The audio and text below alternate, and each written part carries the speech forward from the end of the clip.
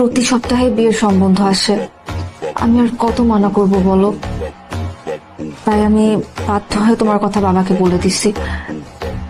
তুমি প্লিজ বাবার সাথে দেখা করে কথা বলো।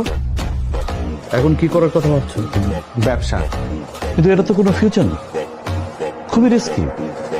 কারো কপাল খোলে, আবার কারো কপাল খোলেই না। চাটা খেয়ে যেও।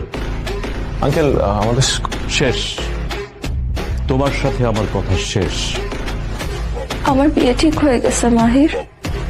কোত্থেকে এক ইঞ্জিনিয়ার ছেলে ধরে আনছে। মারিয়া, আমার মনে হয় কি জানো, এই বিয়েতে তোমার বেশি একটা অমত নাই।